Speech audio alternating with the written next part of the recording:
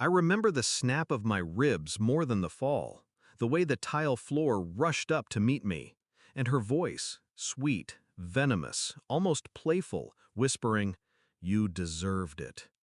My sister, Bria. I tried to speak, but the pain anchored me. My parents ran, not to me, but to her. My mother stroked her hair like she was the victim. My father asked softly, "It was an accident, right, Bria?" She nodded with that perfect fake innocence. And I lay broken, silent, invisible. What they didn't know was that the red light above the hall blinked. Security camera. The head nurse had seen everything. She had already pressed record. That's when I stopped being the victim. Bria was my shadow growing up, clinging, watching, copying. If I painted, she smeared her fingers in my colors. If I won a trophy, she suddenly wanted to play the same sport. But envy has sharp teeth. She didn't want to be me, she wanted to erase me. It started small, my missing sweater turning up in her room, her lies, casual, rehearsed, about how I stole from her. Our parents believed every word. They always did, because Bria was the golden one, the girl who could do no wrong. I was just the problem. The hospital made it worse. Every night they visited her, not me.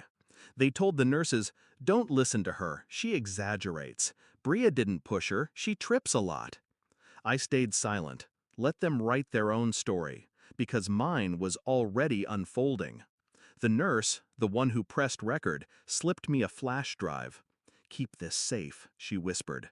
It was proof. The video was clear, Bria's shove, her smirk, my body tumbling down the stairs. Evidence they could never bury. I didn't rush. Revenge needs patience. I let my wounds heal. I let my family grow comfortable, smug in their blindness. When I was discharged, I pretended gratitude, hugged my parents, smiled at Bria. She leaned into me and whispered, "Still alive? Shame." Her mistake. I started small. Screenshots of messages, copies of her borrowed credit card purchases, old videos from school fights she thought were erased. Piece by piece, I built a portrait of the real Bria. And then I chose my stage. Family dinner. Crowded, loud, relatives stuffed into chairs, plates clattering. The perfect audience. Bria was glowing as usual, telling stories, taking the spotlight. My parents laughed, oblivious. I waited until she lifted her glass. Then I set my phone on the table, pressed play. The screen showed her hands on my shoulders, the push, my body breaking against the floor, her smile. Silence fell heavy, the clatter of a fork dropping. Bria froze, her face drained. "No, no, that's not," she stammered. But I wasn't done. I tapped again. Screenshots filled the screen. Her credit card thefts, her mocking texts about me, her accidents spanning years. Gasps cut through the room like knives. My aunt whispered, "Oh my God!"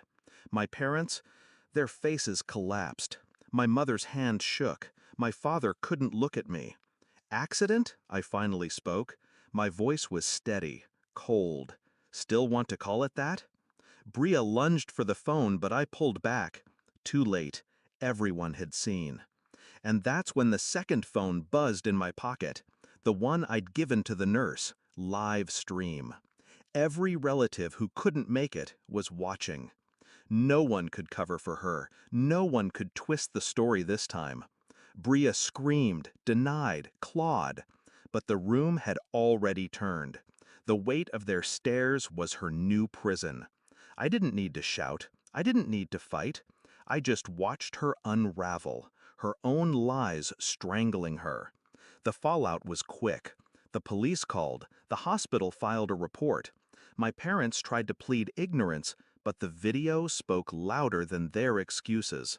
Bria's golden glow shattered. School, friends, family, all gone. Her name, once adored, now whispered like a curse. And me? I walked away. Not with joy, not with sorrow, just release. They built her pedestal on my silence. They forgot silence can be weaponized. Now she knows.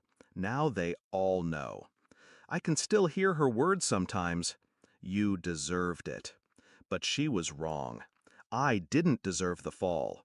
She deserved the ending. And I gave it to her.